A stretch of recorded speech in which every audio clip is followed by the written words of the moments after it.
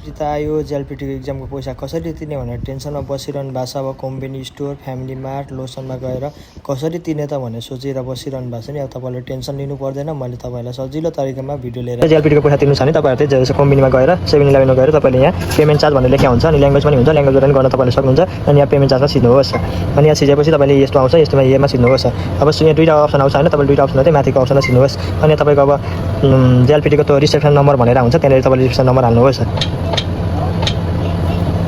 7 8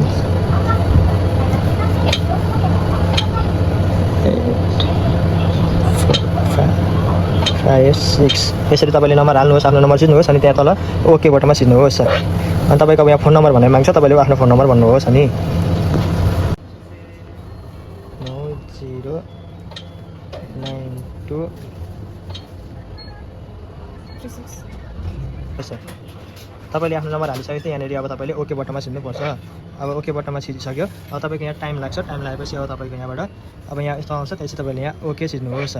अब ओके छिरिसक्नुभयो। अब तपाईँको अब यहाँनिर सबै आयो, थकुडी बिना भनेर यहाँ सबै नामसाम डिटेल सिटेल आउँछ।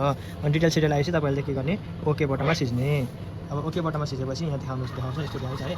अनि यहाँबाट यस्तो बिल आउँछ अनि यो बिल चाहिँ तपाईँले लगेर यता गएर छिर्नुपर्छ। यहाँ एकछिन लिएर यसरी देखाउनुहोस् अनि पे गर्नुहोस्।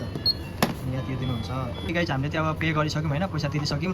अनि हामी त्यो अब फर्किन रुम जाँदैछौँ। अब तपाईँहरूले नि जेएलपीटीको इक्जाम दिनाले चाहिँ अब तपाईँले झन्झट मान्नु पर्दैन। मैले तपाईँहरूलाई सजिलो तरिकामा सिकाइसकेको छु र तिर्नुहोस् र कसैसँग तपाईँले सिकाइदिनुहोस् भनेर भनिराख्नु पर्दैन। यस्तै भिडियो हेर्नको लागि तपाईँहरूले फलो, लाइक, सब्सक्राइब गर्न नभुल्नु होला। Bye bye, Tata.